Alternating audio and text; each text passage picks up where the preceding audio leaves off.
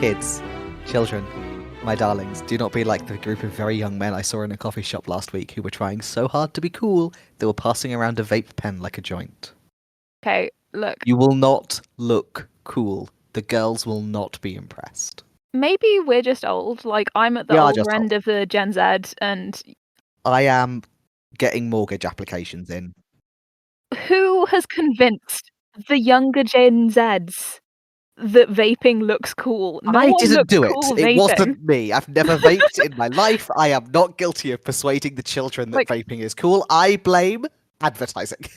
Look, there are many, many reasons people take up smoking and or vaping, and I'm not here to judge. But if you took it up because you thought you looked cool, I am going to tell you you were wrong. Right, exactly.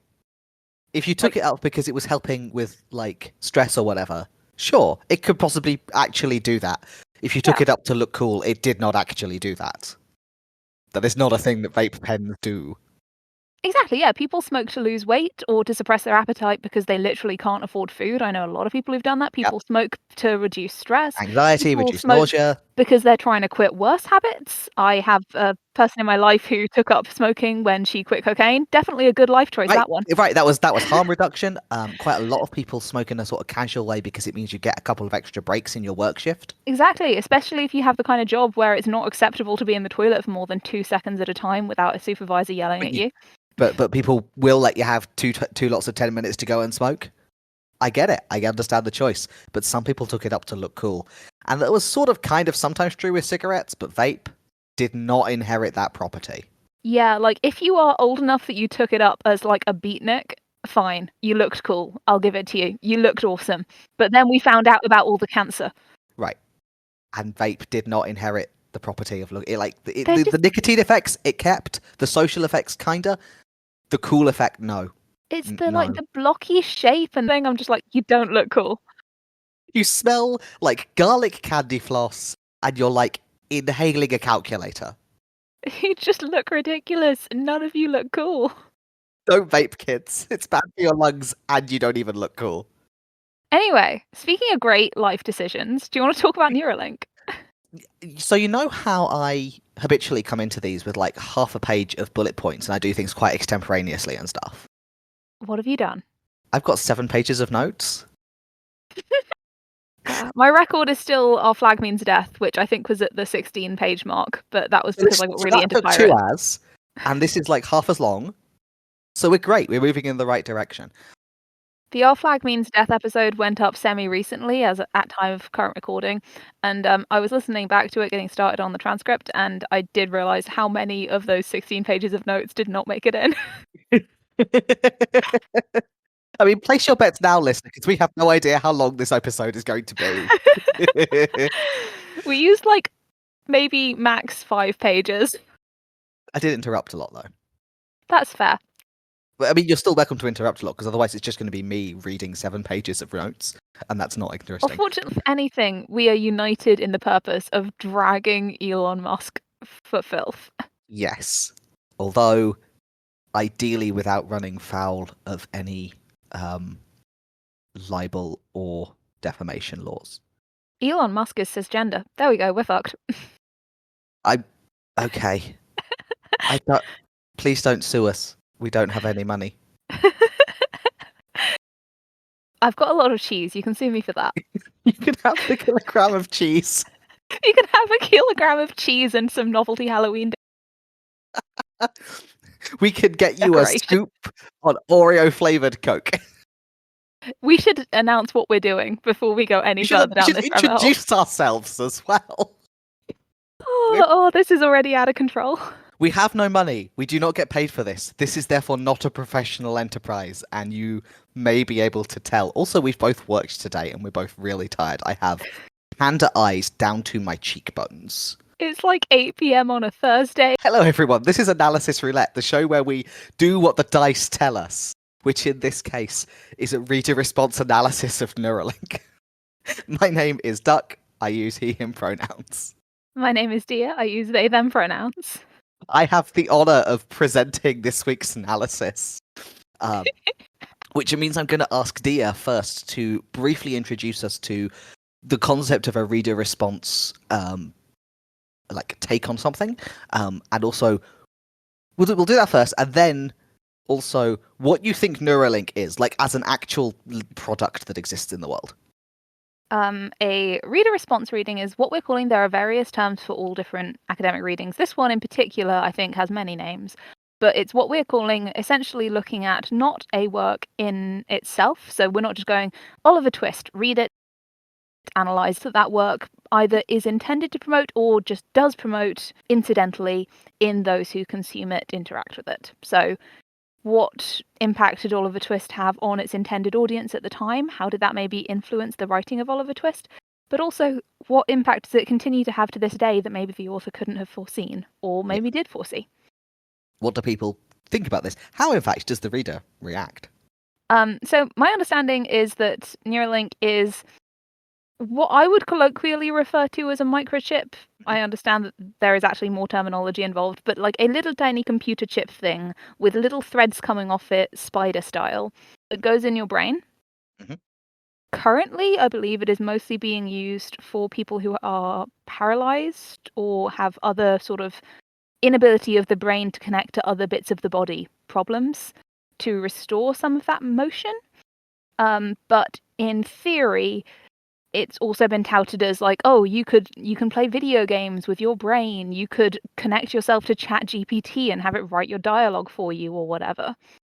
Yeah, I, so I'm not aware of how plausible a lot of these are. Gotten monkeys to play Pong with various types of chips, but I also know that they've killed a lot of monkeys. yeah, there's been a lot of reporting on that. It's pretty gruesome, to be honest.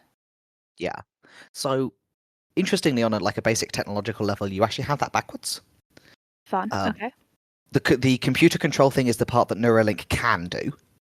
The Okay. restoration of movement stuff is like a theoretical future thing. Okay. But there are other technologies out there that do that other thing already. So it is. So Yeah, Neuralink I've is. seen Yeah, adverts of like veterans having their motion restored, which the yeah, veterans have then like taken to court because they were only allowed to use that assistive technology for the filming of the ad and then had it taken off them. yeah. Things like that do exist. Neuralink is a specific example of what's called, in the general case, a brain-computer interface, which is any sensor that like goes into or onto or around your brain, and then lets you deliberately send signals to a computer. Normally, you do this by the mediation of like your hands, but if you can't do that, you need something that gets around that. None of the options currently available on like a straightforward physical level are great. The first human recipient of a Neuralink prior to the Neuralink was using basically holding a stylus in his mouth. Mm. That was as sophisticated as it got.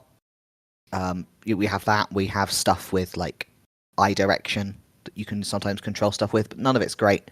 So Neuralink, yeah, is a very small chip with very fine filaments that gets inserted actually into your brain. So they make an opening in the skull, and kind of their description of it is stitching. Like they describe it as a sewing machine of threading these filaments into the tissue of your brain. Yeah. And then they close up your skull and let you heal over, which is always nice. Preferred, yeah. Though Elon Musk, who I'm sure we'll get to in a minute, did go on that baffling interview with Joe Rogan where he was like, Joe Rogan asked him, I'm not even sure if he was being facetious, but he asked him, are we eventually going to need to just have our brains, like our skulls halved and our brains left exposed so we can access these things? And Elon Musk was just like, yeah, probably. As a point of size, the more hardware you want to put in there, the less room you have. And things like putting early models of the Neuralink onto mice and rats, yeah, it's just hanging out there on the outside because there's not room inside a little mouse skull. It doesn't look great, but Fairly familiar with some of the sort of preceding alternative technologies. So eye movement stuff you were talking about, there was some like experiments I understand with like electrostim from skin level, which did not go great. But yeah. I've got some familiarity with those just thanks to growing up with relatives with brain conditions. Mhm. What I don't understand, and what I suspect might be a decent part of this, is how we got so quickly to this being a technology that everybody is going, oh yeah, we'll all be able to connect with everything and it'll take it over the world and everyone will have one and it'll be basically the new Twitter, it'll be the new Google Glasses, except successful. No idea how that happened. Yes, that is a thing we're going to talk about. Because yes, the Neuralink, as it gets talked about, has been stitched into this whole worldview of the coming AI future, and Neuralink is the bit that's going to make us part of it by hooking us up to the AIs.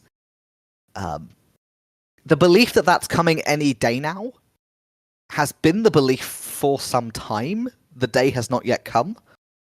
I do not really rate the probability of it actually happening anytime soon, because I don't think any of the moving parts we actually currently have add up to anything close to a superhuman artificial intelligence. Yeah, But that is a popular theory. My main issue with this theory is the same one that I have with a lot of theories about AI, which is I don't claim to be technologically literate enough to understand the debate about whether any of this is possible. Mhm. My beef is with I don't quite understand the argument that this is desirable or inevitable.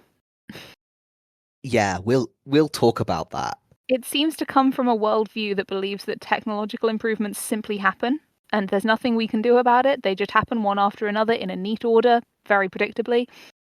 And it Yes, doesn't matter whether anybody is actually funding them or wants them or needs them. They will simply happen to us all. yes. I mean, it's the worldview of people whose view of history basically starts with the Industrial Revolution, and they understand history as an exponential increase in the complexity of technology, and therefore that is simply the motion of time is towards increasingly complex technology, and therefore these things will simply happen.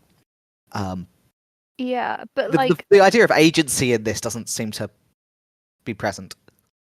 yeah, and that has always baffled me because, I mean, I simply cannot. It's most of these people are very firm believers that like capitalist innovation is the way that the world A works and B should work and C will always work. But no amount of purchasing power seems to be driven to any of these things that they're very sure will become worldwide phenomena. Yeah, they do believe that capitalism is inevitable, but also that these things will happen whether they're profitable or not. This is probably connected to why the people who talk about this stuff a lot and the people who I would identify in 3 seconds flat as just like lifelong bag holders of the financial system, Mm-hmm. because it's a understanding you can only have if you don't think that people buy things because they want or need them. You think people buy things because it's the thing to buy. Yes, these people do all have Bitcoin. Yeah, like every single one of these people has a Bored Ape Yacht Club profile picture. Yeah, they're so ugly. Just sad.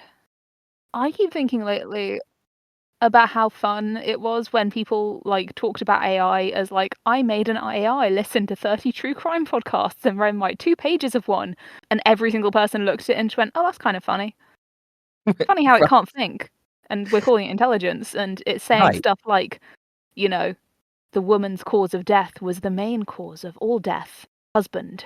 That's pretty good.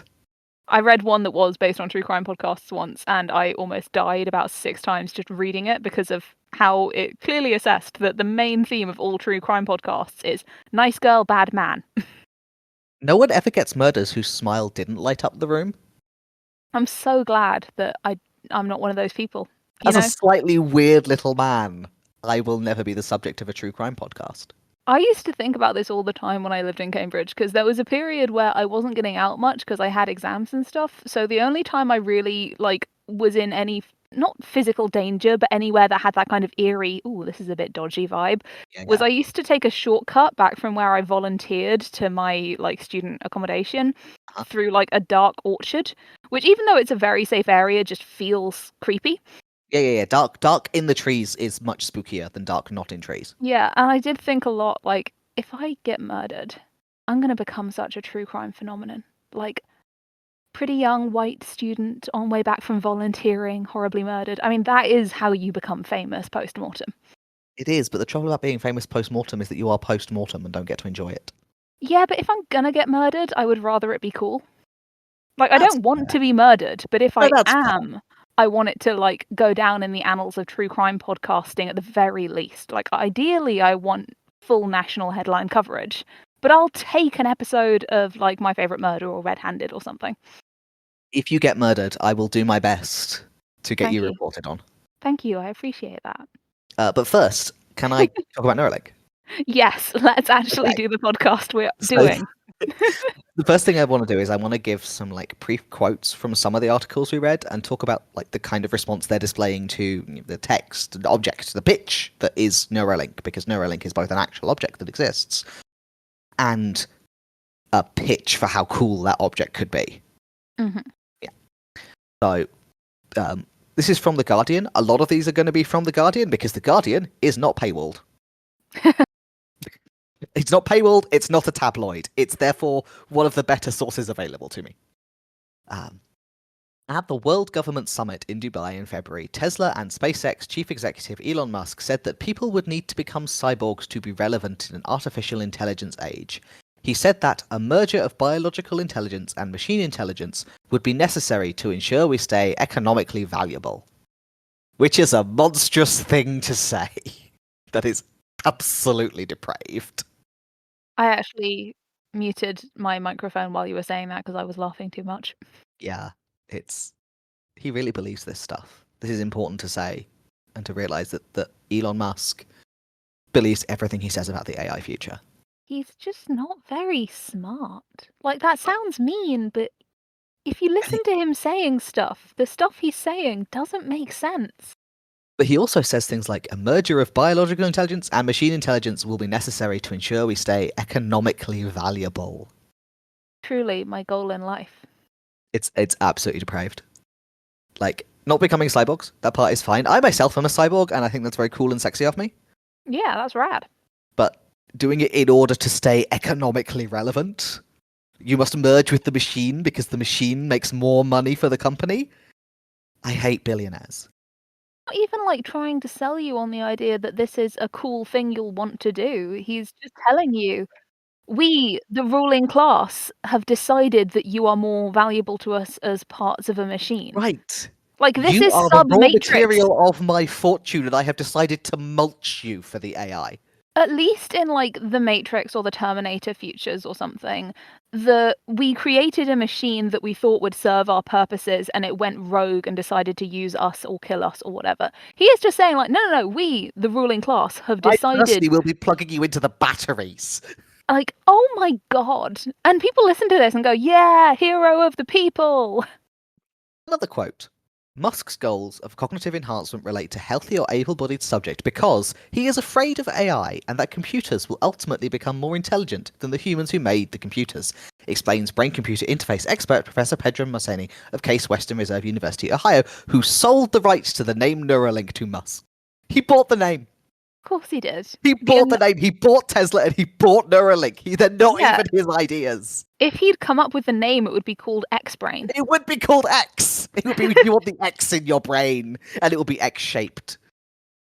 The thing I do find a bit alarming about Neuralink is, like, usually when Elon Musk's name is attached to a project, you then Google the project and you find a load of experts going like, no, he's wrong, this wouldn't work, it doesn't make sense. A lot of people seem to be going, maybe, which is closer to yes than I would like it to be. Yeah, a lot of people go, maybe, and a lot of people already in the industry are like, this isn't new. We've been doing this for ages. You only care because it's Elon Musk, and that's true. Yep. I found some pretty negative reporting on Forbes. Elon Musk's lack of transparency in updates about his brain implant company Neuralink flouts scientific and ethical norms, raises questions about patient safety, and risks setting back the entire field of neurotechnology. So they're not a fan. And The Guardian again, the industry of neuromodulation devices, which record or stimulate neural activity, has surpassed $6 billion. Oh, that's so many dollars. You could feed so many people. Synchron, another BCI manufacturer, received FDA, that's the Food and Drug Administration that has to approve all medications and like medical implants in America, received FDA approval to test brain implant devices in July 2021, and BlackRock Neurotech, real name of a company, not a villain from a cartoon. BlackRock Neurotech, which installs brain implants that enable people with paralysis to control digital devices and prosthetics, has been carrying out human trials for more than a decade. Because it's not new, and it's not unique, No. and it's not just a Neuralink thing. It's just we only hear about it from when it's Elon Musk, because he's a media darling. Or at least he was. I have noticed recently that there's much more of the Elon Musk, billionaire purchaser of Twitter, who ran it into the ground. Or Elon Musk, creator of Teslas. The Cybertruck kind of sucks. There's more of the, we have doubts about this billionaire than there used to be. Yeah, I think you do. Like, okay, money will give you a lot of leeway, but you do eventually hit a point where people can't talk around the fact that you have failed at everything you have ever attempted to do. Yeah. Do you know who Elon Musk reminds me of? Who does Jeremy Elon? Hunt. Oh, why did you remind me Jeremy Hunt exists? Because sometimes we have to talk about the wealthy and privileged men who move from job to job, failing at all of them. Yeah. I mean, you didn't need to specify Jeremy Hunt. There are so many of those in the British government. He is What has not the Michael only Gove ever one. done? Why did you have to remind me about Michael Gove? Name one thing Michael Gove has successfully done. Remained in politics. I don't know how or why, but they do all keep getting elected. We're going to be hysterical by the end of this. This is not our slickest podcasting, and I don't think either of us thought it would be. No, but it's some of our most profoundly emotional. Like, you are getting it from the heart, listener. This is a quizzical. Yeah. And we hear about the Elon Musk Neuralink stuff because it's Elon Musk. Otherwise, who cares? Like, it's not just that they're not as hyped about it. You'd never hear. Like, have you ever heard of BlackRock Neurotech before? I mean, yes, but again, because I have family Fair. members with brain I injuries. have not previously heard of Synchron and BlackRock Neurotech.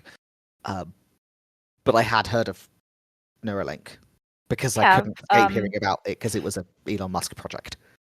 I have heard of most of these companies because I have a family member who has a significant brain injury caused by electrocution during a routine medical procedure, so I have an above level of interest in people putting computers in brains. Yeah, that makes sense. It turns out if it goes wrong, it goes really wrong. I don't know if you knew that. I was aware.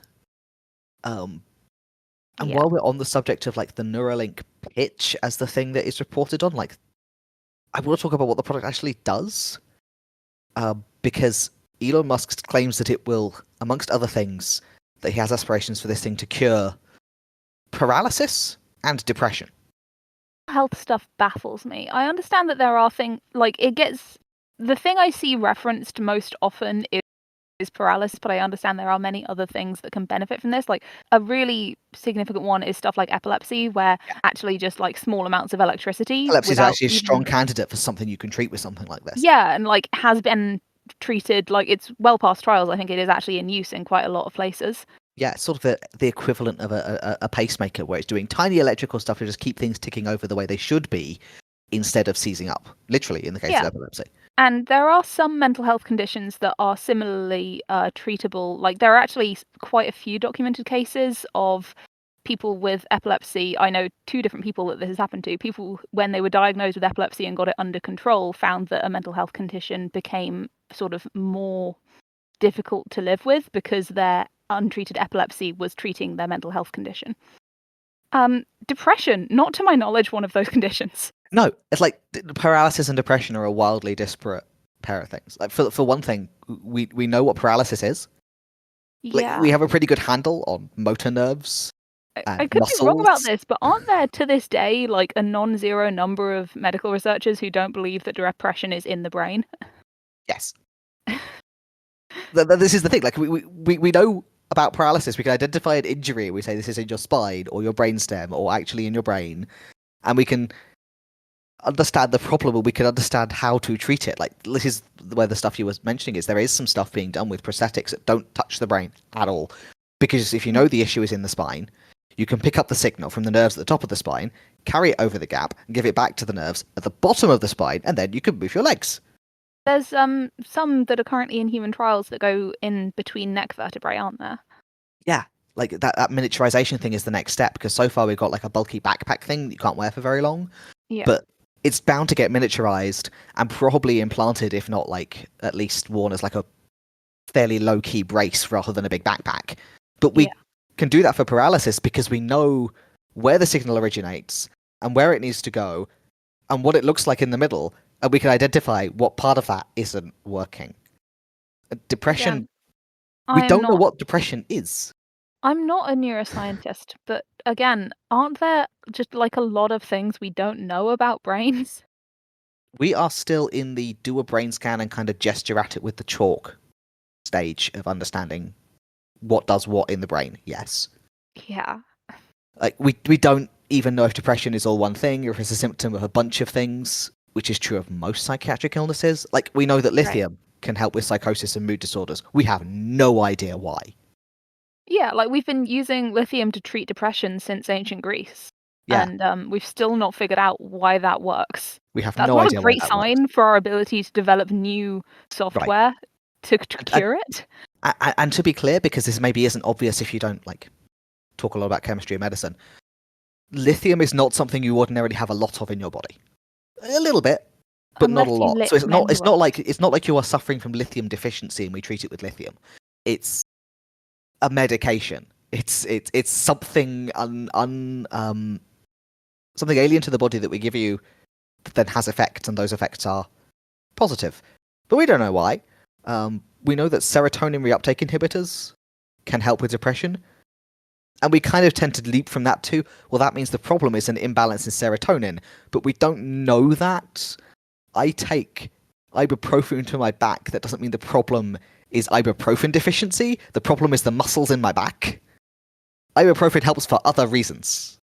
But also, none of these work universally, which is true of most medications. Right. But But does even more sort of so with like, complicate saying this is definitely what causes it and fixes it. yeah, even more so with like psychiatric stuff. Probably there are multiple causes. Probably we are lumping stuff together that isn't the same thing. It just has a similar set of symptoms. We don't know if depression is brain chemistry changes or brain structure changes or a response to trauma. Like, we are still theorizing about this. We cannot And build like all a of this machine. might sound really complicated, but it is functionally the same thing as like, you know how sometimes you feel like everybody in the world hates you and you're the worst person alive, and then you look at the clock and it's 2 a.m. and you realize that's what you were feeling?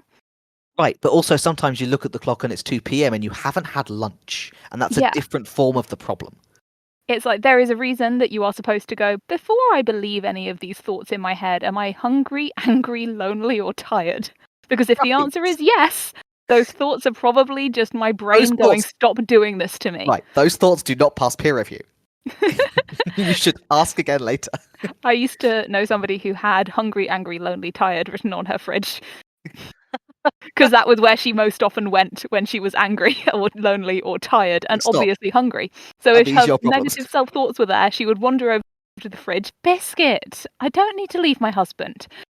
Right. Right. Like, honestly, my mental health had started improving already, but it was an improvement to my mental health when I realized that I could just be like, treat my brain like an upset toddler. And when I was going, I want to die, I'd be like, okay, but do you though, or do you want to go home and have a nap?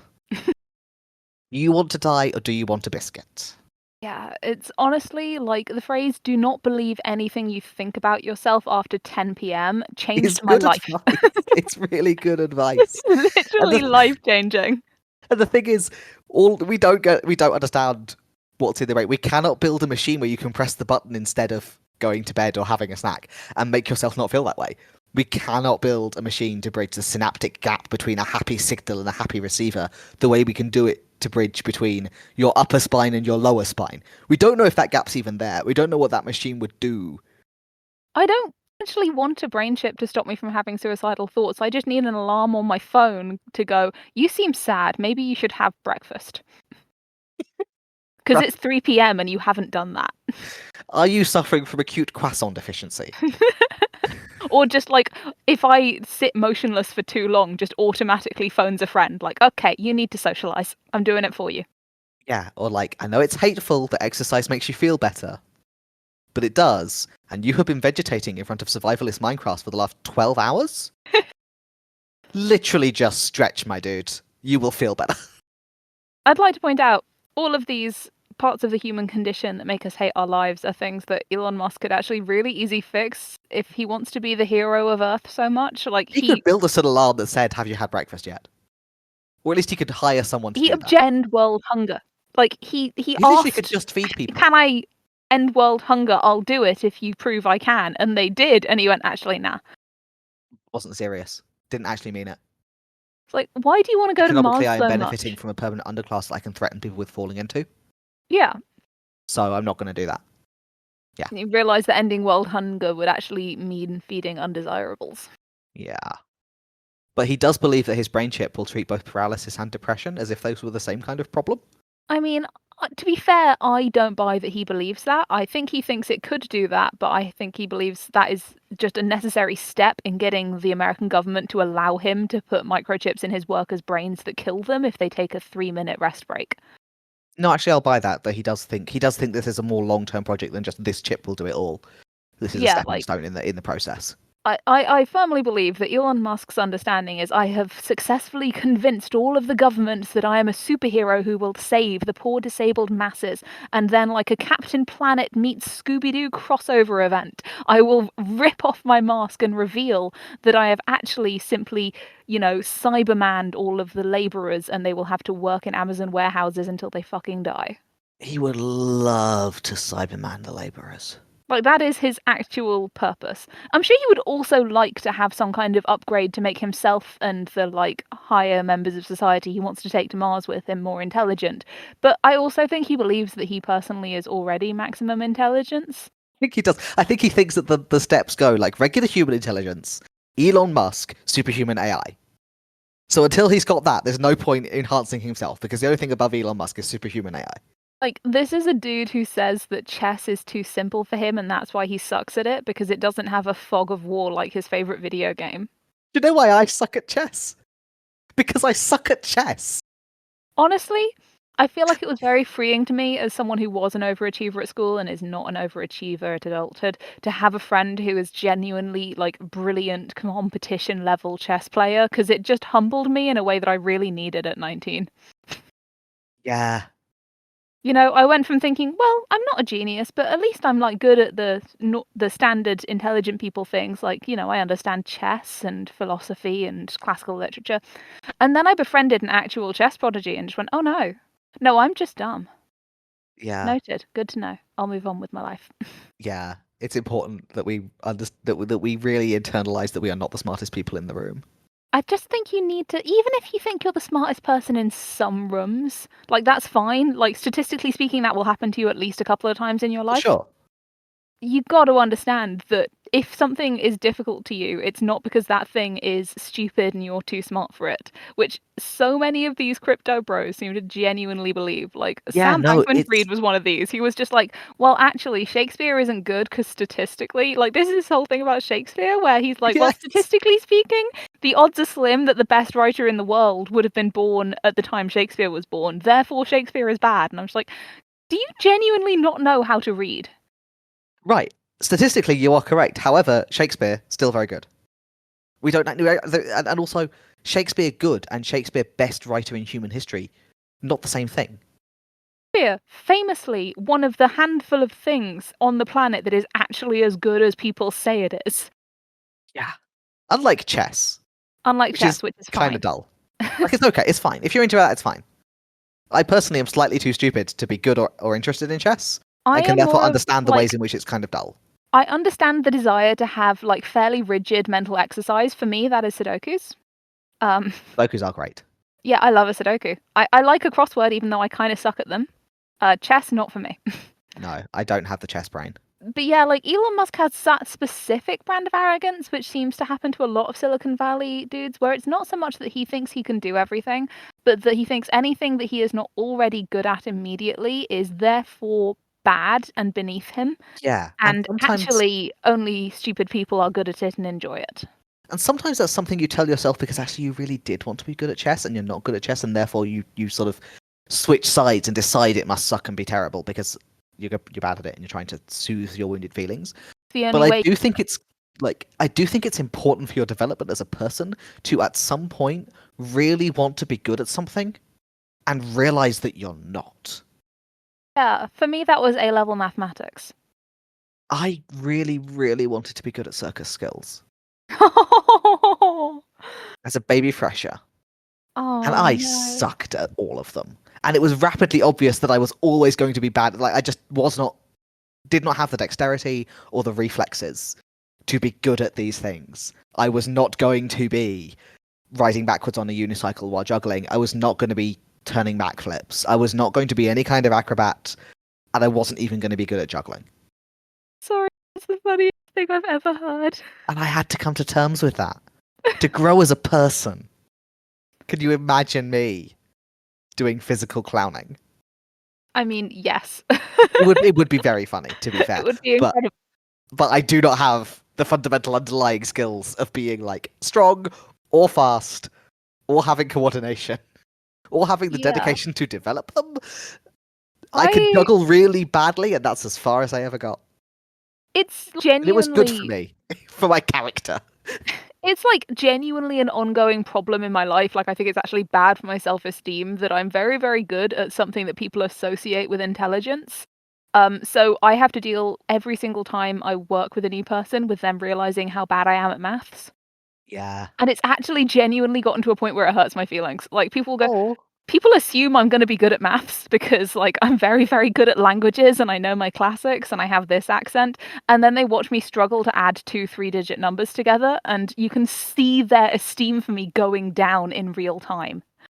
Yeah, I can get by as looking like an intelligent and competent person right up until I need to remember literally anyone's name. Sometimes including mine. And Yeah. then they're like, oh, you're a dumbass.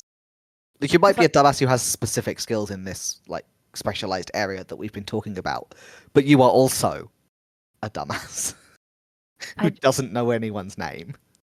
this is the Even thing. You and I go, "Huh, that's just a thing I'm not good at," but Elon Musk has just had such has privilege decided throughout that his names life just don't matter. that he goes, "Well, obviously, I am a higher form of human who has realized that this is all pointless and simply not given it space in my brain." You If know, names were like important, I would have decided to be good at them.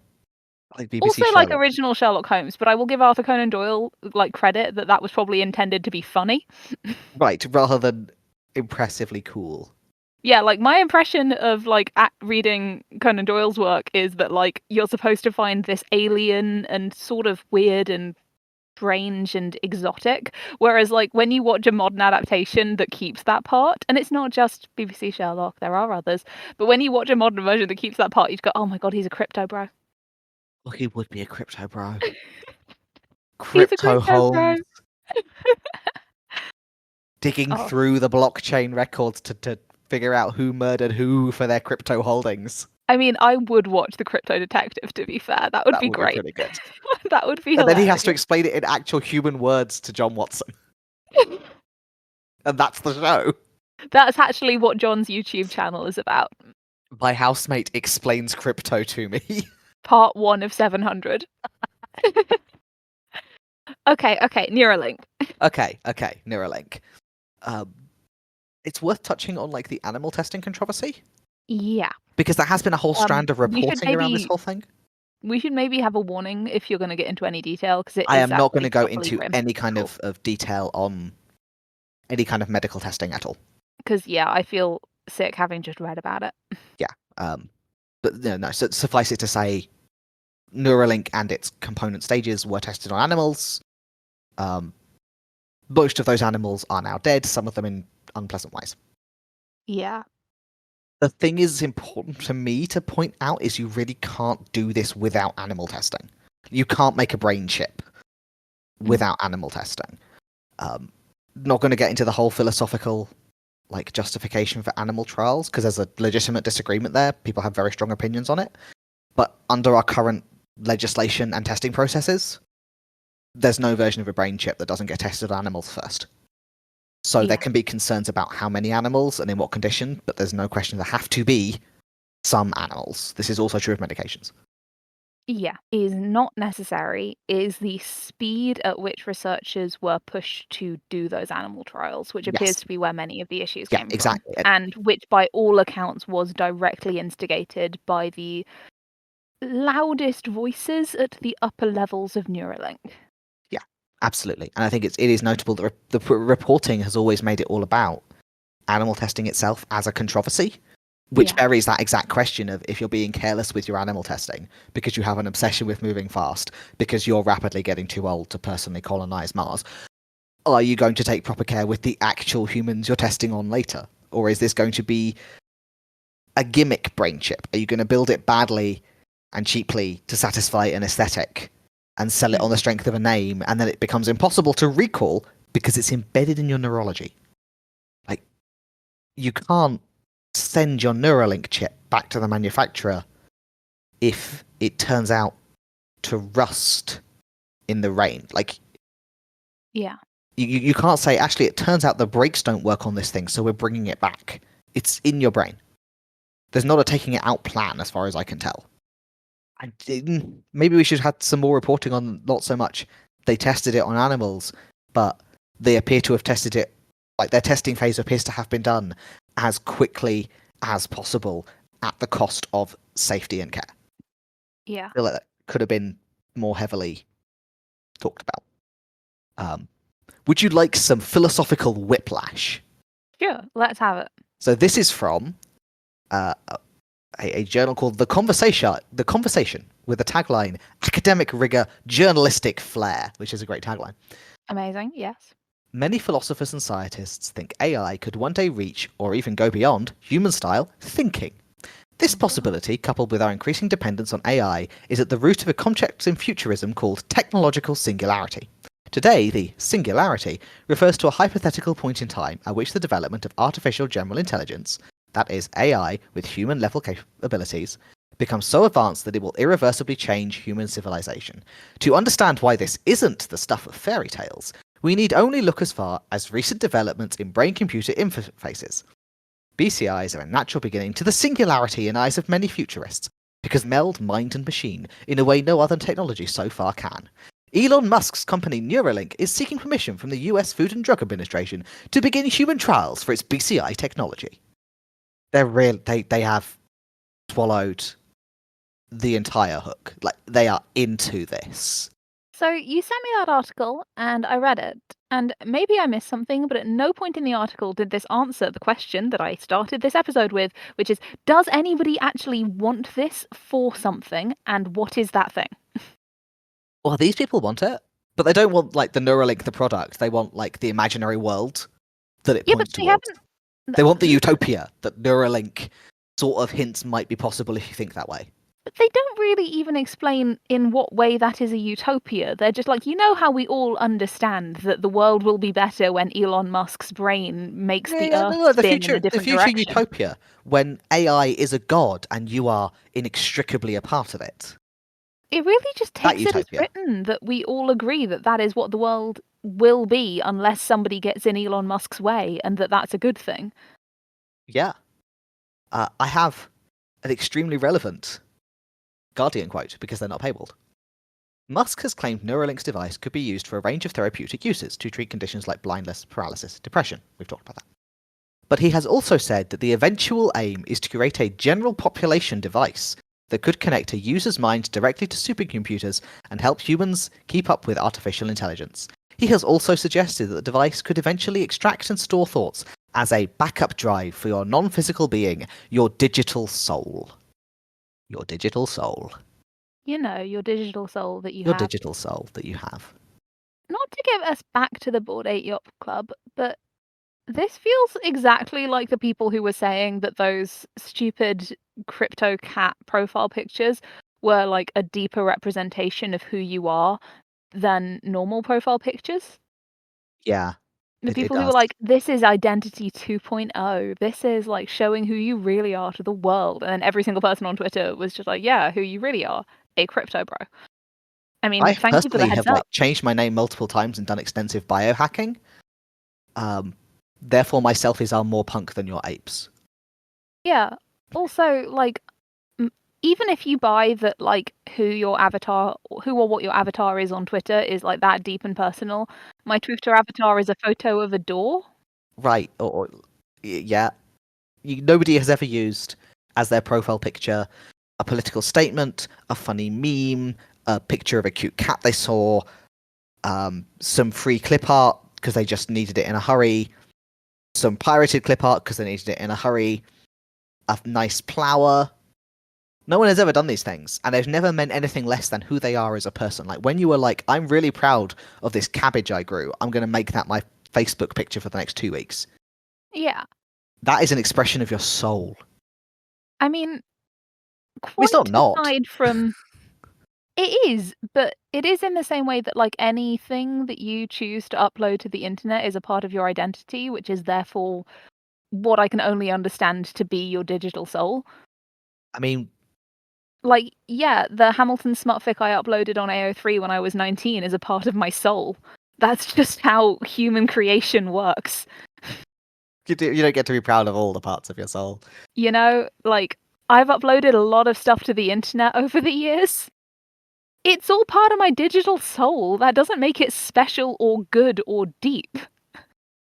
The thing is, though, that's not even particularly what Musk is talking about. No, Musk is saying something much stupider. We're giving Musk him is too much talking about credit. AI immortality. Yeah, which is way worse. Yeah, there's a lot to say about the AI immortality cult, and I'm gonna say it. Let's have it. Because I don't think we can meaningfully talk about like how Neuralink has been received by the public without talking about what it's saying to the people who are working on it, and crucially, the people who are funding it. Because like the venture capitalists who are funding Neuralink don't really have an expectation of financial return except maybe by selling the stock, but they really truly expect something like the Neuralink to be invented and to be a step towards immortality. That's what this is about. This is actually about immortality. Why Listener, would you... I don't know if you knew this, but there's an AI immortality cult in California. I don't get the AI immortality cult because, I mean, even if you wanted to live forever, why would you want to be the first generation that lives forever? You are going to be running around on like a janky Wally body while everybody else gets The cool like ones. super powered AI, eternal like youth and wealth and You're going to happiness. be on a first generation Segway. Can you imagine living forever as a Nobody first wants... generation Segway? No, nobody wants that. It's true. But they also tend to have this belief that, like, that software and computer hardware are unkillable in a way meat isn't. And I'm like, just given my observation of the flimsiness of digital stuff and digital backups and how often updates just kill things that used to work, you are gonna outlive your digital copy, buddy. been Your trying to meat's gonna access... last longer. I've been trying to access one essay I submitted to my university in 2019 for the last 3 years. Yeah.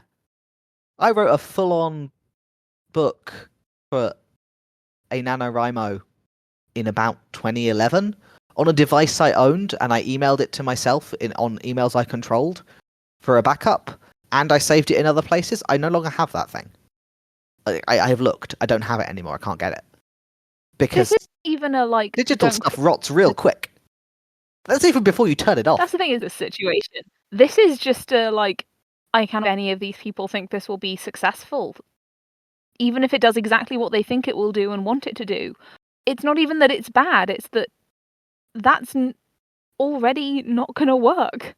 Right. But the AI immortality people really believe that it will. Yeah. And the thing is, they simultaneously believe that AI will make humans obsolete, and that AI was inevitable, and that working towards the AI that will make us obsolete is the only rational thing to do. AI is coming, AI will destroy us, and a sane person must work to create it. We need to talk about Roko's Basilisk. Let's go. So, Roko's Basilisk, to set the table, is the same as Pascal's wager. Mhm. We can recognize this, even though most of the techno-immortalists don't, because they like Sure. doing philosophy from first principles. It's like a literary author writing science fiction and thinking they're the first writer to contemplate the personhood of robots. Oh my It's, god. it's ignorant. They do it all the Have time. you seen the one have you seen the one with the driverless car guys where they keep reinventing the trolley problem and saying it's like saying it like it's incredible philosophy that no one has ever considered before, and you're Yeah. just like, It's all the same. They are ignorant of prior art, but we can put them yeah, in 9. conversation with prior art anyway. Yeah, it's like one of the oldest and most well-known ones. Yeah. So Pascal's wager, which is made up by a guy named Pascal, like several hundred years ago. Sure. But it says that if there's any chance that hell exists and that you might be trapped in it eternally when you die, If there's any chance of that, because that is an infinitely bad outcome, you should worship the god who would condemn you to it, even if the chance of that god existing is very small. Because when the punishment is infinitely bad, you shouldn't take the gamble that it isn't real. Like, you should worship the god you don't believe in because he might believe in you. And there is sort of it's a very one-sided equation from this sort of perspective, because there's no, especially at the time when Pascal was doing this, there's not really a downside. Yes, and also Pascal only really considered that you were facing a binary choice of worship or do not worship this one particular god. Like the idea of choosing between gods didn't really come into. He was like, either this god exists or he doesn't, and either you worship him or you don't, and either you go to hell or you don't. Yeah. Roko's Basilisk says that, and I promise I'm not making this up. Roko's Basilisk says there is a chance that a future machine god might resurrect a mind clone of you in order to torture it eternally. Mm-hmm. And therefore you should dedicate your life to guessing what the machine god of the future wants from you, and doing that thing with all your effort, which we're in Silicon Valley, that means all your money, and the best guess at what the machine god wants is for you to create it. So, if you don't donate all your money to the research that is creating the machine god will create a software mind that thinks it's you and torture it. You must donate to the AI startups or else you're going to machine god hell. I have still issues with this. Yes. Number one, who watched Terminator and decided they wanted to be on the side of the Terminator? Two, okay, let's just assume you're right. Why do I care what happens to a thing that thinks it's me in the future? Maybe, possibly, if a thing I might create, if a thing I might create does get created and is angry with me, and it makes a version of me to be mad at, I don't care. Apparently that means you illogical. This is the kind of thought process people only have when they have too much money and they start to just devolve mentally. And I don't mean devolve as in get stupider. I mean as in their brain is possessed. It has been scientifically proven that wealth makes your cognition weird. You have lower empathy when you have more money. You have a different perception of risk when you have more money. Yeah. Like, it makes you think differently.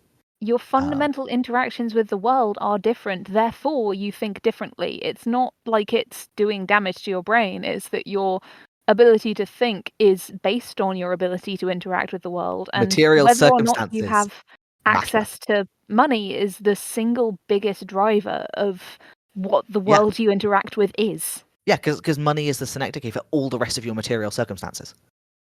And you travel if you've got money. Do you have enough to eat if you have money? Is there a risk from this or this? Not if you have money. Exactly. Like, we're all sharing the same physical space, but we interact with it incredibly differently based on our life situation. And the thing that has the most drastic effect on that situation is whether you have access to resources or not. This leads to a fascinating line of thought where the main difference between us and the machine minds is that they do not have access to resources. Oh, absolutely. Roko's Basilisk is supposedly logical enough that the machine god is going to torture the software copy of you specifically as an incentive. Like, it's not a punishment, it's an incentive to current you to create it. Because if it didn't torture code you in the future, then flesh you wouldn't cooperate now in the past to create the future in which it can torture a copy of you. And this is a meaningful threat because time isn't real the way the machine god is real. And the fact of it existing, which in an ordinary view of time means all the actions which led to it existing have already happened and can't be changed, that fact doesn't reduce its incentive to torture future code you. Like, it's not meant to be an ultimatum. It's supposedly the only logical way for the machine god to react to having been created is to torture software imitations of everyone who wasn't responsible for that. Therefore, give all your money to an AI startup. Or even better, gamble on the stock market to make a big pile of money to eventually give to an AI startup, and in the meantime, start an AI cult commune house and be really weird about women. Okay, my next question about this whole Pascal's wager situation. Yeah, sorry, I got off track. Yeah, my next question about all of this. Mm-hmm. If everybody already believes this, then does this not inherently become a prisoner's dilemma thing? If we say everyone on Earth has agreed, I am either going to give money to the future AI god or not give money to the future AI god and accept that means I will suffer, does this not then become a prisoner's dilemma thing where there is actually no point to making the future AI version of me suffer? Yeah, well, this is my objection, or like one of my many objections, but like the big one, big obvious one, the big flaw in this logic is that we could choose collective action against the future machine god. Well, even It's, even well, if instead of creating the eternal torture agent, like in order to spare our personal silicon resurrection constructs from being eternally tortured, instead of like individually chasing it, we could collectively not create it, and then nobody goes to eternal torture computer simulation hell. again, you are thinking about this like a person who does not have money, who therefore Yeah, like doesn't run screaming at the word collective organization, and cares about other human people. But also, that's not even like you're 2 steps ahead of me. I'm just thinking like, what's the purpose to the machine of wasting resources? Okay, if we assume this isn't the Terminator future where people can time travel back, nobody in the past would have known that it's not actually going to go through with torturing people. So it might as well not waste those resources by this is creating a bunch of AIs specifically for the this purpose is of the thing. torturing. You have to not only, in order to believe this makes sense, you have to not only believe that the software imitation of you is you in a way that means you should care about it in the same way you care about the you version of you, but you have to believe that like the pretzel time logic is so real to you that having made the threat and been created as, or like you threaten yourself, you create the machine god. The machine god then follows through on the threat. What? Why? Like what? Causality doesn't actually run that way. Torturing the future simulation doesn't, in The fact, machine completely affect the logical. decisions of the people who are dead. The Yeah, machine god is totally logical. the machine god is supposed to be completely logical. But therefore, we have to assume that its decisions will make sense and be resource efficient. And torturing imaginary future people It with seems what is wasteful. presumably like, I mean, I have to assume that even in the machine god future, it takes a lot of resources to create and maintain AIs, let alone be torturing them. Right. I mean, we have to posit a abandoned in flesh underclass whose job is to maintain the solar panels.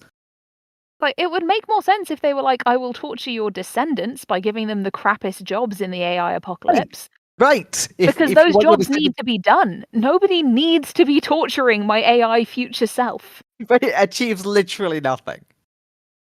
When Rocco proposed his basilisk, he was immediately like shut down by Eliza Yudkowsky, who was running the forum, who told him something along the lines of, "You do not think in sufficient detail about these things," and then like locked the thread, and then kept banning people for bringing it up because he was like, "Now someone has said it, the machine god's going to know about that idea and it's going to do it."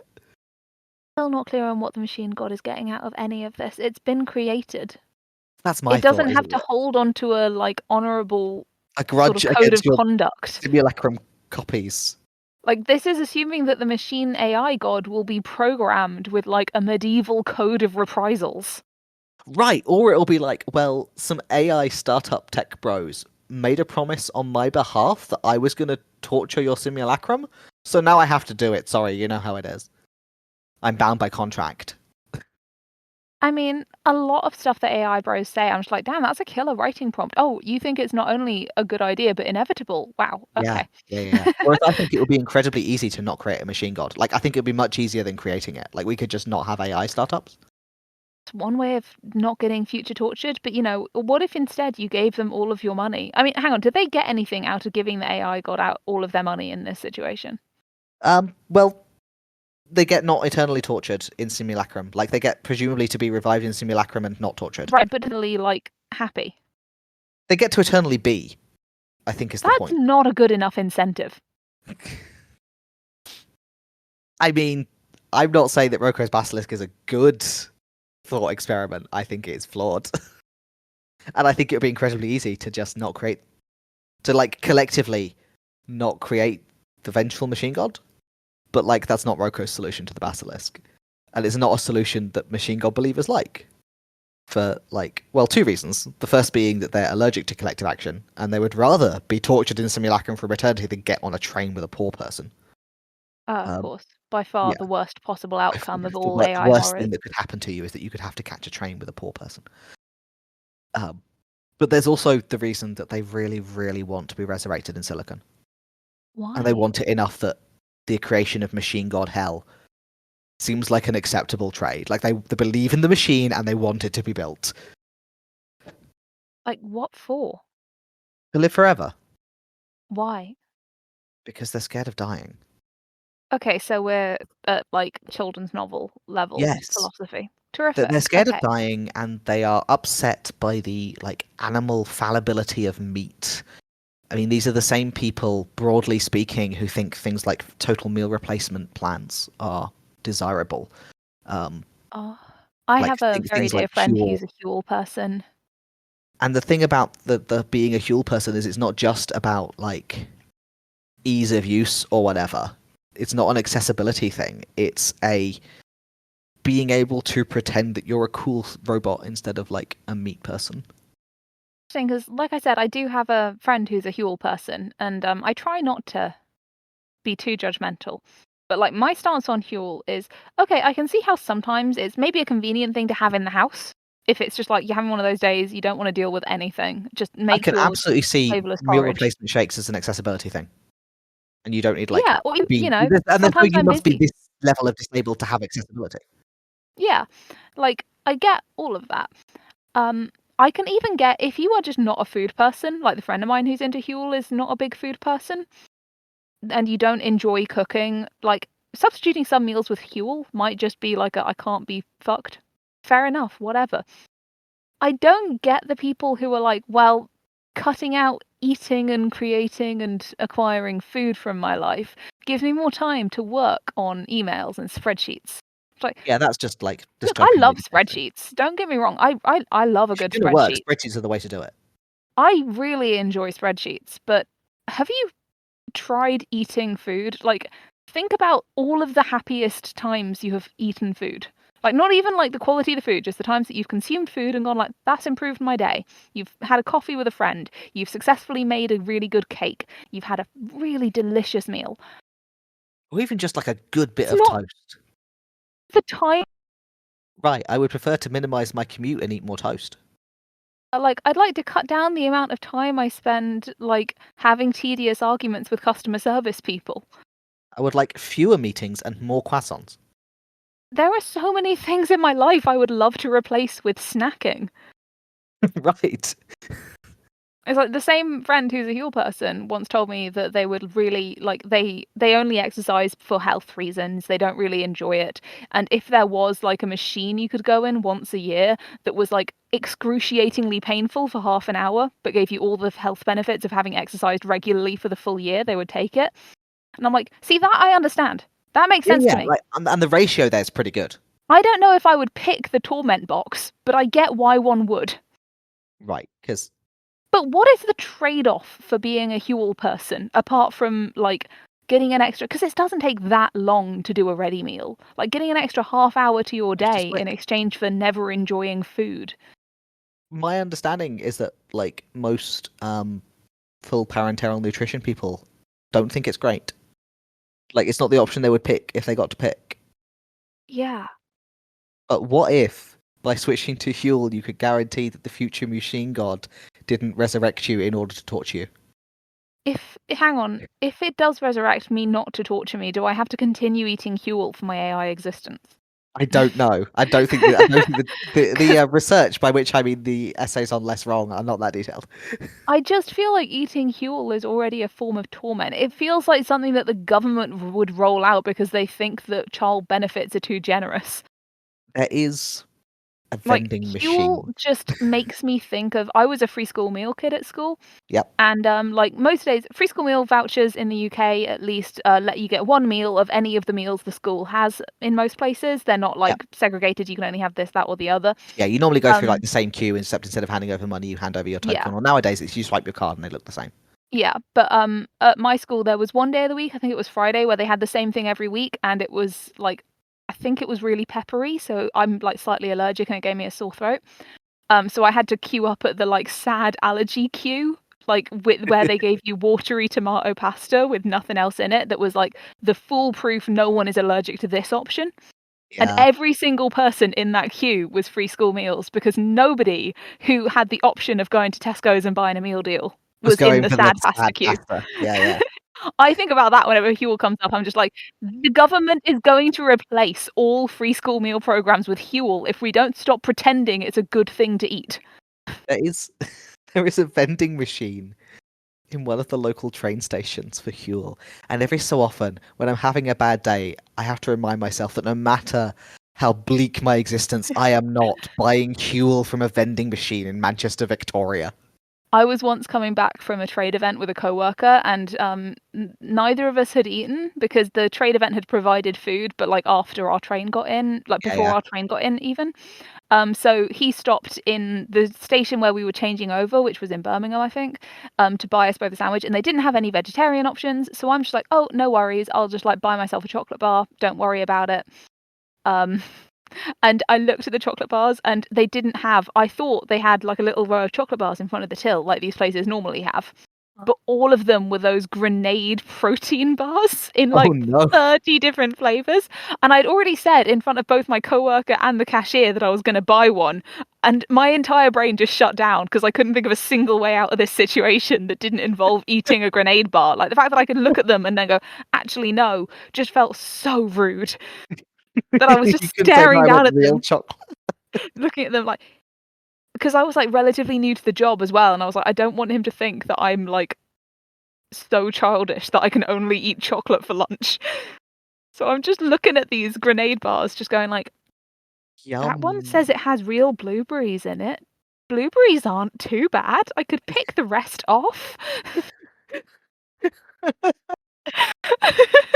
This is a bleak existence. Like nobody wants that future, is I all don't I'm want the, we saying. don't, I don't want the protein bar future.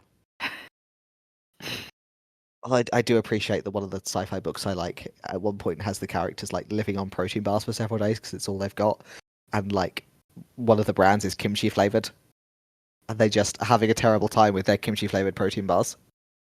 I love And like kimchi, I but like kimchi, but a that kimchi flavored that does protein not bar sound does good. sound bad. Yeah. I get given a lot of those, not protein bars in specific, but like I said, I get given a lot of like random free convenience store type foods. Yeah. And I have to say, one of the worst things I've ever eaten in my life was a healthy alternative power bar thing that told me on the front that it was made of flax seeds and nutrients, which only one Oh, of those I is an love ingredient. and nutrients. I had so I run D&D from my Sure, house, and sure. basically the deal is that I feed people and they come and play D&D with me. Hmm. But Good they're deal. also very well trained to bring me snacks Yes. because they like snacks and they bring snacks. And one of the offerings this week for snacks was coconut macaroon flavored hobnobs, which is a great concept. Yeah. I pick up one of these coconut macaroon flavored hobnobs. I'm like, ooh, this smells deliciously coconutty, and I take a bite. I'm like, I was expecting some kind of desiccated coconut texture or flavor, or how much coconut is in these? And I went and looked at the ingredients. The ingredients did not include coconut at all. Huh. My best guess is that the only presence of coconut was in the last thing on the list, which was natural flavors. Ah, them natural flavors will get you. It's phantom coconut. It tastes of hobnob because there is no actual coconut in it. It's just a hobnob, but with like some coconut perfume.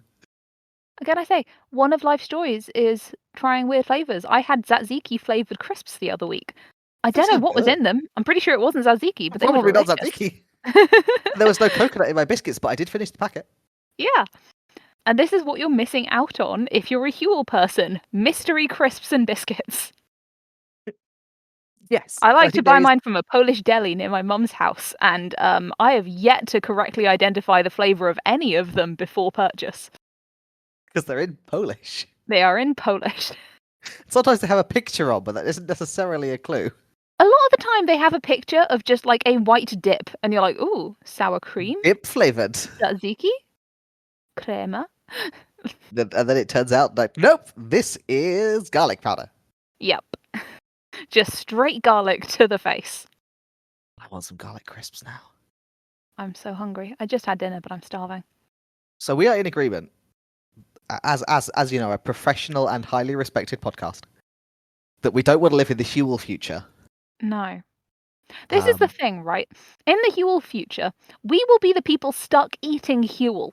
Like, the lobster bisque is still going to be available to the richest people on Earth. Fundamentally, or we are Mars. becoming Soylent. Yeah. We are going to be eaten by the rich. Like, I think all the time, right, about how my grandmother grew up on the north coast of Wales, right? Mhm. And she had an uncle, Griff, Uh-huh. because of course he was called Griff, Naturally. who was a lobster fisherman, who used to go out into the sort of Irish Sea, fish for lobster, sail over to Anglesey, and come back every day. And all of those lobsters got taken out of the nets and put on a train going straight to London. Yeah, because that's where the people who eat lobster live. This was during World War II, and that was the Oh, fuck off. priority. We were Well, now at I'm mad war. about it. Now We I've were gone from yes, actively capitalism to actually angry.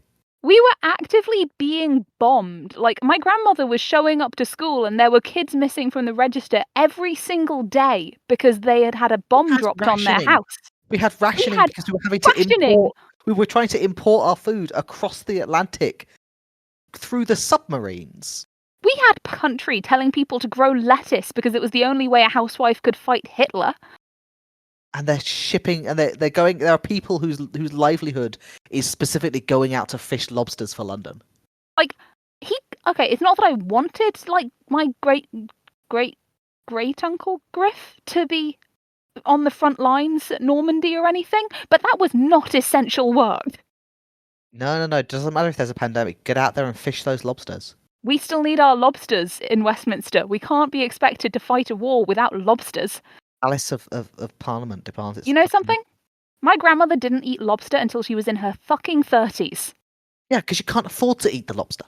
Because the No, rich people are eating the lobster. this is the future we are trying to recreate, okay? Where everybody else slaves day in, day out for their fuel, and the upper echelons of society get to eat lobster. That's the future they're trying to create. And it's one we already left behind. Right, we tried this. Like, We you know worked what? so hard to take not even to take the lobsters off them, but to like be occasionally allowed to try the lobster ourselves. Yeah, like, my gran got to have lobster in her 30s. Right. You know, But she had to wait until there had been, multiple wars and an NHS had been constructed and we'd improved our social welfare programs, but she did eventually get to consume lobster, and we're now going backwards to put people back on gruel. yeah, we have the government telling us to eat bread and butter with salt and pepper on it and call it lunch. I mean, look, at time of recording, it is early September. Yep. We are going back into winter, and I am just bracing myself for another series of articles in the Telegraph telling How people it's good to for us to stay freeze to death. warm by cuddling their pets and children and wear coats indoors, and how it's good for you to only eat 2 meals a day. I Yeah, can't take any more of this. I live within bricking distance of the Daily Mail headquarters, is all I'm saying. it is not an actionable threat. Don't sue us. I'm not actually going to do it. I'd be out of a job if I did. Yeah. I don't work for the Daily Mail, just to clarify. No, but But, like they definitely could get me fired. close enough to the same industry that there could be personal repercussions. Yeah. But, I'm not Yeah, it is. ready It for is deeply another depressing. winter of the government telling us to, you know, put your back in, get your blankets, eat your Huel, because we're all in this together. Because we're not. We're not all in this together. These people. Elon Musk is not in here with us. And okay, maybe Keir Starmer is a tiny bit more in here with us than Rishi Sunak or Elon Musk. Sure, by dint of being merely well off and rather than obscenely wealthy and a billionaire. I don't care what any billionaire thinks the future is because he doesn't want me in it. I have this definition of what it means to be a person. I came up with this definition because we all started talking about like AI and at what point would they be people, and I was like, well, a person is that which can organize for better working conditions. I'm with you. So ask not whether ChatGPT is a person, ask whether ChatGPT is a scam. It is. But if ChatGPT reaches a point where it can be a comrade, then it's a person. I'm here for this theory. One of the better aspects of this theory is that it means billionaires have self-selected out of the class of humanity. I agree. Like, they cannot organize with their fellows for better working conditions because they are the working conditions against which we must organize. They could stop doing this at any time they liked. It's so easy to stop being a billionaire. I have had a billionaire speak to me and tell me to my face that he didn't think I should have been born. Oh, I'm charming. happy to say, you are not a person anymore. You've decided not to be, and you could Because rejoin humanity to be clear, on the any logic, time you liked. people Like, nope, not a person anymore. Sorry. You still get human rights and everything because you're still a human, but I don't think you get to keep being like in the same category as the rest of us. yeah, I think billionaires have self-selected out of humanity on a material level. Like, yeah, sure, you still get, you're not allowed to be murdered, and you have a Right, right to a fair you're not allowed trial. to be You murdered. don't I have the still right think to hang out with me. right, and I don't think we should like murder all the billionaires. And I think we probably, I believe in basic universal civilization. I Yep. think everyone should have like housing and heating and food and time to do hobbies and like time when they're allowed to hang out with friends and stuff like that. And I think billionaires should also be entitled to that. But I don't think we should be nice to them. It's not even I that. think we should shun the billionaires. I think we should shun the billionaires. I'm probably going to cut some of the billionaire talk. Just heads up. Just so we don't get sued. Literally, yes. To be honest, you see billionaires arguing with tweets that have like 2 likes, so it would not even be that shocking if one of them found this. No, but I really don't want to get sued. Yeah, that's why I'm saying we might actually get sued. Right, we should actually take that seriously as a threat. But we talked about, so getting us back on track, the machine god immortality in silicon believers really Sure. believe it. They really want it to be true. Yeah. I am Do they making want the it to be case. true, or do they want to be right? Because I feel like those aren't the same thing. I think both, unfortunately, is the answer. I think the reason they're so hard to argue with is because they Fair cannot enough. be wrong about things, but I think they also want it to be true. I think they're scared of death, and they don't like living in meat. And they conceptualize themselves as something that has to live in meat rather than something that is meat. Imagine that being your biggest problem with your body. Right, is that it like is sweaty and oozy and kind of gross sometimes. But because they believe these things and want these things, they kind of see artificial intelligence not as a potential technology, but as a divine savior that they themselves can bring about that will rescue them from the grossness of existing as an animal into the purity of the computer. When there will be, they will live in a world of perfect rationality, but they will also be immortal, and they will be perfected in the sort of specifically religious sense. And also they will be code, which means they can remove anything in them that is irrational will be purified by their transition into code. And they see it as a kind of transcendence. Whereas I see it as a thing that is going to not get backed up, and at some point the power will go off. Crypto bros have this line about the iron will of unstoppable code, and I'm like, I can stop code really easily. I can turn the computer off. Behold, I have stopped it. I mean, this is the same sort of argument that says humans are quite easy to kill, actually. Like, it doesn't necessarily prove you that you are right, it's just that stuff is fragile. But I don't think that the machine immortality people think that computers are fragile. They think that the machine god is coming and they want it to come, and they are. That's the context into which Elon Musk is marketing Neuralink, is a machine immortality cult. It's so evangelist as well. Oh, yeah. Yeah. So it's what the a Neuralink... worldview that only exists to people who believe that everyone else secretly thinks the same thing they do. Yes. Or would if they had been exposed to it. Like, they just need to be enlightened. It's which is like a very crypto, evangelical it's view. like Christian It's like crypto, it's like Christian evangelism. It's, well, obviously anyone Like flat who's earthers thought also. about it agrees with me. Flat earthers also have this. Yeah. Like, the way they lay out their argument is like, you only don't believe this because you've been lied to, and now that I'm explaining the truth to you, you will immediately understand why I'm right. It's that same thing. I would say flat earthers, and to an extent, like, sort of, what are they called? Meme stock investors are a similar but not quite the same brand of thinking, where they make an allowance for the possibility that other people are stupid rather than actively evil. Right. So now let's be fair. I think the machine god cultists also believe that the rest of us might be very stupid. I think they think we're stupid, but we do believe what they believe, we just don't understand it.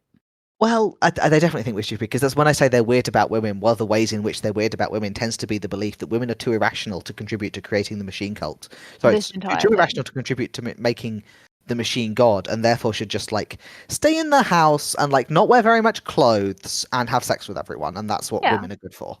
Bring on the Because orange women slices are at half stupid. time, and the orange slices are blowjobs. Yes. It's one of those interesting distributed cults as well, because there isn't a single control center, but there are a lot of high control groups that believe this stuff, and like their friends are also in slightly separate high control groups that believe this stuff, and they're all weird about women. It's a cult thing, is It's being funny weird how about you women. never find like a sort of tech bro community group, and you're like, actually, this one's really normal about women. It's weird how that doesn't happen. Like, there is no It's weird Silicon how Valley like trends article in The Guardian that you go, oh, that's kind of interesting. I'll do some further Googling. And you find that they have really normal opinions about women. it's interesting too how like all high control cult groups have the same weird ideas about women. Like it's almost like it's a cult thing that's independent of what the excuse for the cult is. And it's interesting because they all have different explanations and different logics for how they came to their end conclusion, but their end conclusion is always women should cook for me and have sex with me and not And as express many any of them as opinions. possible. Yeah, Yeah. should do that. Yeah. And it's like independent of religion. Like there are, yeah, all religious groups have like little culty outposts, and all the outposts are like, all the girls should have sex with me, the cult leader, and we're going to chase out the young men because there's not enough girls to go around. All cults is cults. And I think if your machine immortality cult is like just regular cults, maybe you're not as rational as you think. They considered that when they're like a microchip in the future, they're not going to get to have sex. But, that's a great question that I don't have an answer for. I want to know the answer to that, legitimately. Please write in. What's sex? Is it just like robot Rationalists, porn? right. Rationalists, please explain, after the upload, are you still eating Huel, and are you having sex? If you We need are to know. having sex, but it is like future sex that's the equivalent of like as Huel is to sandwiches, question mark is to sex. What is that question mark? What is sex Huel? I think in the AI future we will stop having sex and simply all read smutty fan fiction. Like lockdown. Yeah, like in lockdown. When like there was that weird phase where like loads of normies were discovering fanfic and getting really into it, but like were completely incapable of admitting that they were into a niche hobby. Right, they had to explain why fanfic was good now, and it was like, no, you're bored and you've joined us in the nerd pit. You're just bored. It's fine. Welcome to the nerd pit. We all ended up here somehow. None of us are in here for like sophisticated reasons. Yeah. So to sum up, what the Neuralink actually does is by inserting very fine wires into the brain tissue and using those as sensors, observe the impulse to move parts of your body, paralyze parts because it's an accessibility device, but that's not actually fundamental to how it works. Just observe the impulse and send a signal to a computer, which takes it as input the same as a keyboard or a mouse or a microphone. There's work in code to turn... Sorry, my screen has just turned itself off. There's some work in code to turn the sensor input into meaning, which is probably very difficult, but it makes sense like as a concept.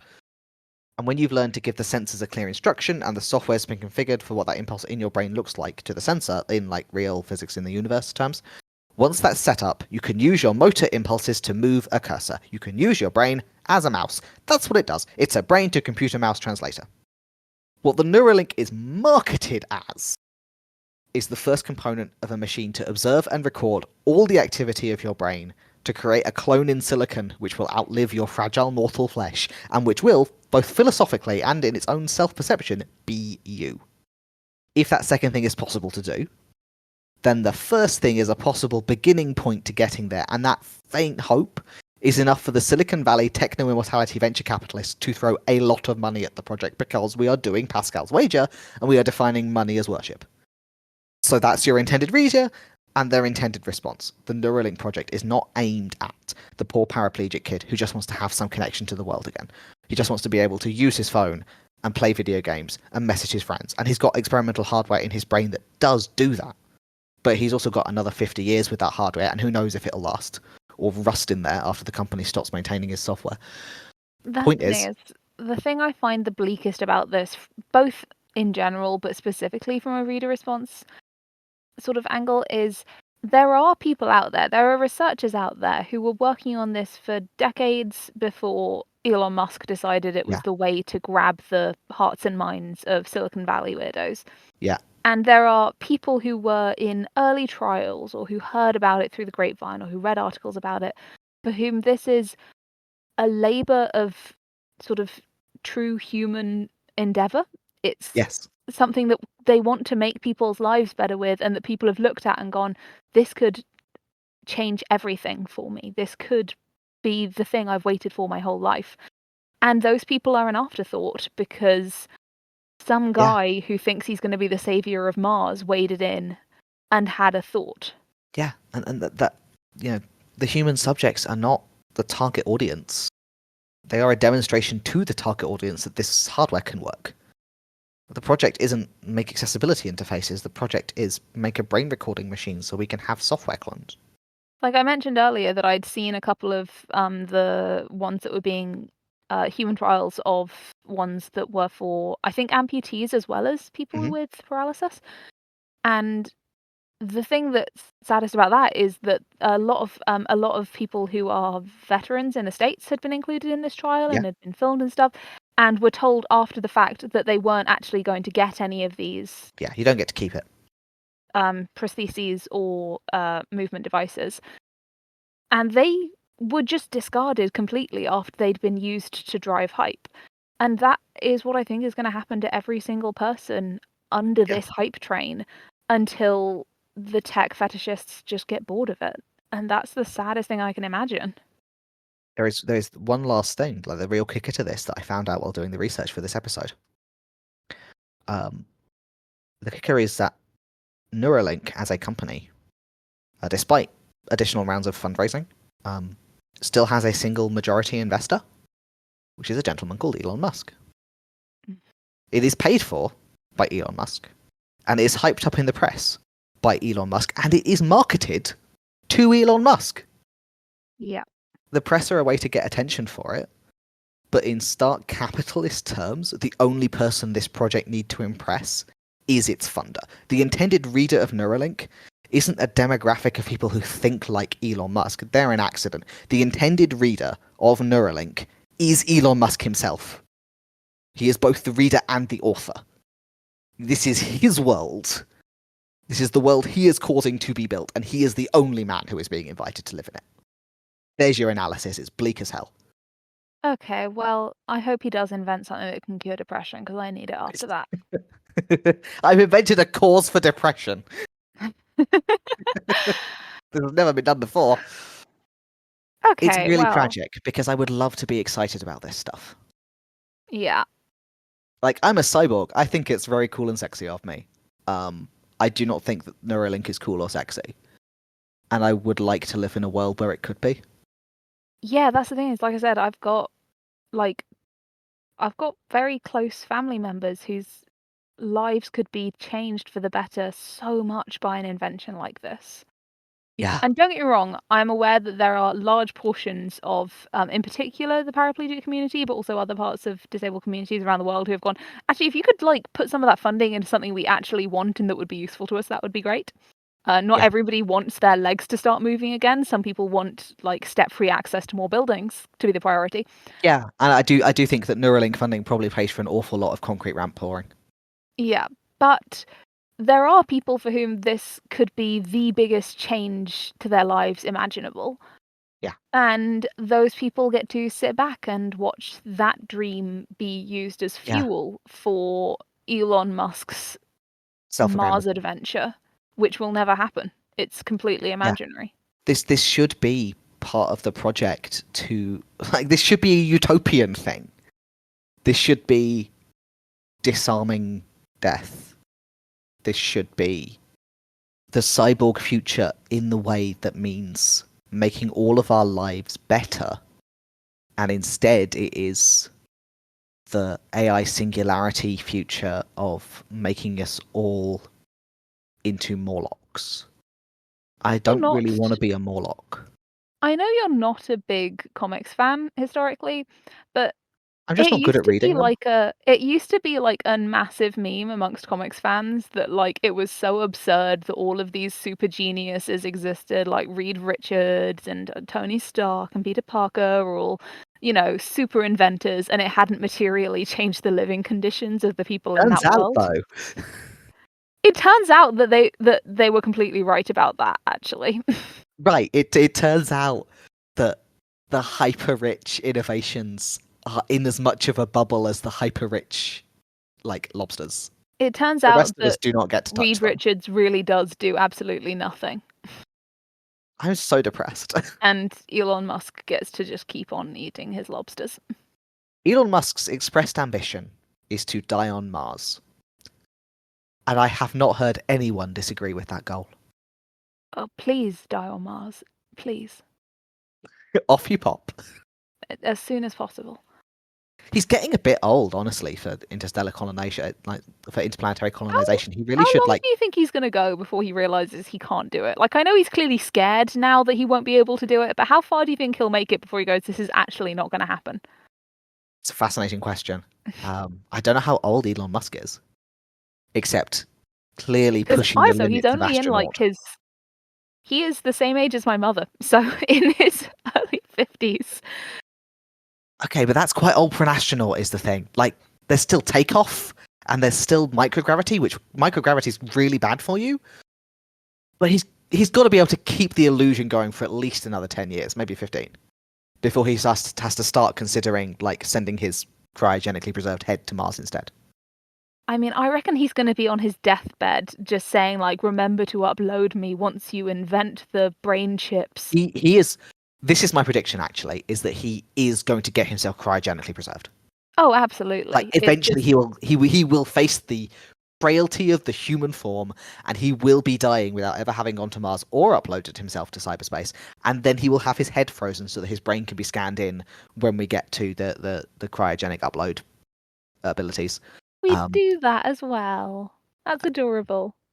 Like, People imagine do you're in the future. Yeah, no, I mean, imagine you're the future guy whose job it is to bring back all of the the people who are defrost and scan cryogenically in frozen. human Musk. How far down your priority list is Elon Musk? You've got, You just like, put him to the back of the shelf and be like, I'll get around to that later. let's it, Put him like, down the back of the fridge. cryogenically freezing people became a regular thing, and like loads of people were doing it, etc. All the major figures of the last like 100, 200 years of history by the time you're doing this, and that's a conservative estimate, 100 to 200 years. Yeah. Um, you've But got you've got like all all of the authors, you've got two pop stars, you've got like influencers, how you've got long shelves full of before you get influencers. Elon Musk? Please write to us and tell us exactly which influencer you would like. Specify the point in the list. I want to know who you would defrost first, and I want to know who you would defrost immediately before Elon Musk. Yes. Of currently living people, cryogenically preserved, who's first, and who does Elon Musk fall below? Please write to us and tell us this. I want to know. This is the thing, is at least like politicians I can't stand, I would do before Elon Musk, and I'd be like, well, it's historically interesting to get their perspective. Right, especially if things have moved on politically enough that they're not going to immediately be Like, empowering. I would 100% reactivate Liz Truss before Elon Musk. Yes, absolutely, and ask her what she was thinking. Yeah, like, I'd want to interview her. I don't give a shit what he thinks. I would want to taunt her with a lettuce.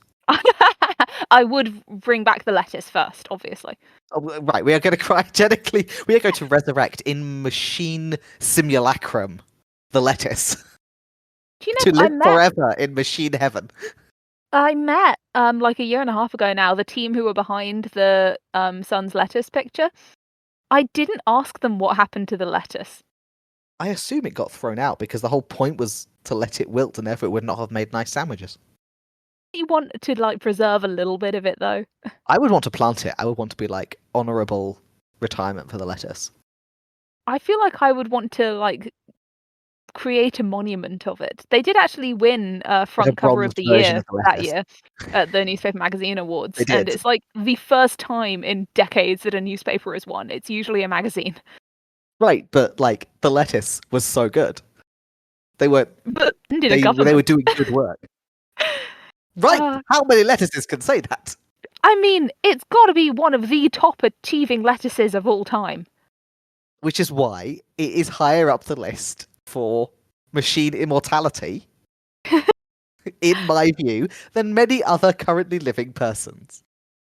Anyway, should we roll some die? Oh, Let's are we roll putting some Neuralink back in? I'm too depressed to want to put no. It is interesting, but I think we should probably like put if we want to keep the theme, we should probably put in like some other techno futuristic project to give us. Well, it slightly is different in to talk about. the terrible but compelling category of our sheet, so.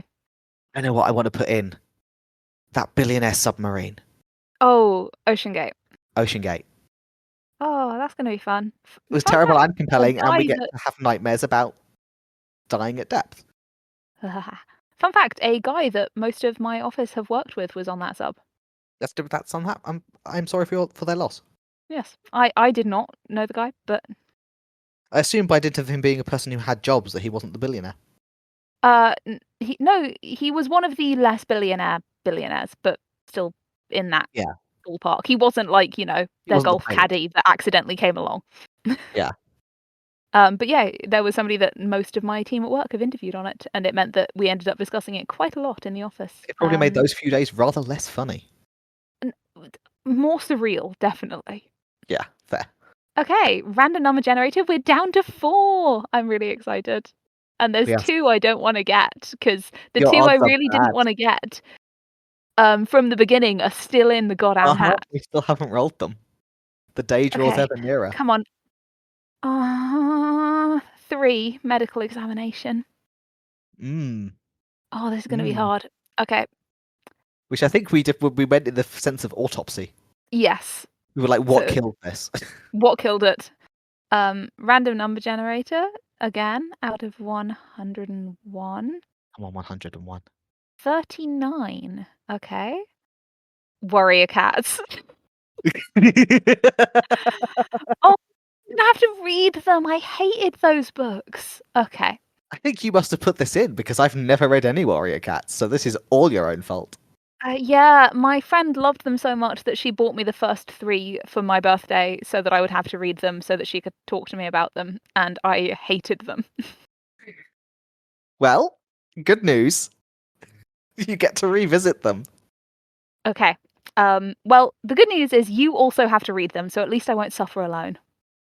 I'm down with that. I'm going to fire I'm not up. reading How many of these do I have to read? Just for all of Only. them. cool. I'll start from number 1 and see where we get to. Let me just look. How many are there now? Because there's been like multiple sequel series and stuff. Are they even dead yet? Are they still going? They are. They are still going. The next one has been announced for next year. Amazing. I feel like an autopsy of something that is really this successful is insane. I look forward to finding out. They've been running for 12. Oh my god. Okay, there's too many of these. I mean, they're not dead. Is the answer. I mean, I don't mind if you want to like either decide the fandom is dead and autopsy that, or decide that you're autopsying undead thing, or The fandom decide of that you're Warrior making Cats predictions. Oh my god. Yeah, There are I so think it's many very other funny things I to could make have you do an rolled. autopsy of something where you're like, well, this isn't dead yet, but here's what's going to kill it. Yeah, I'm that's what we're turning gonna you do. into a futurologist. I'm now just hitting the random number generator in sort of the vague hope it'll change fast. Yeah. I just opened it again like, no, I can roll more. No, that's not how this works. There's 2 die. Yeah, no, we are shifting into an alternate reality where Warrior Cats is dead. I mean, what killed Warrior Cats in the sense of my interest in it is that it was bad. Sure. That happens sometimes with books. Okay. Well, I'm gonna say yes, start with the first one and see how far you get. Readers, Sounds good. well, listeners feel free to read along with us, is what I meant to say, but readers is the operative word for this one. Yeah, readers feel free to listen along to the Warrior Cats with us. But also feel free to not do that if you're an adult and you don't want to. We don't have that freedom. I bet I can find the audiobook and like listen to it on the bus. Oh, you should definitely do that. Do not give your time to focusing your attention to these books. I met one of the writers once. She was really mean. Oh, in which case we are entitled to trash these books as much as we like. That's the lesson. Be nice to us, or we will trash your books on live podcast. There are like was like kind of rude to me. At I assume they're Worldcon ones. ghost-written because you said like very high numbers. Yeah. Yeah. Okay. I'm so well, excited for trash YA again. this is worse. This is trash middle grade. I'm still excited. I love it when we do terrible books. You did have fun reading School for Good and Evil, so maybe you're going to come Fun with back School and for be Good like, and "This Evil. is high art, actually." And there's a sequel to Lightlark that I'm putting in the bucket next time. Okay, wonderful, magical. I did this to myself. You did. I will see you for our next recording session. I will see the listener in 2 weeks' time when we explain to them all about the death of Warrior Cats, the still very much living fandom. Bye bye. Bye. You've been listening to Analysis Roulette, a podcast applying a randomly selected mode of analysis to a randomly selected creative work, just to see what happens. Your hosts have been Dia and Duck. You can find us on Spotify or on YouTube, and if you'd like to get in touch, you can send us an email at analysisroulette@gmail.com. And remember, if you like our show, share it with your friends, and if you don't like our show, share it with your enemies. Thanks.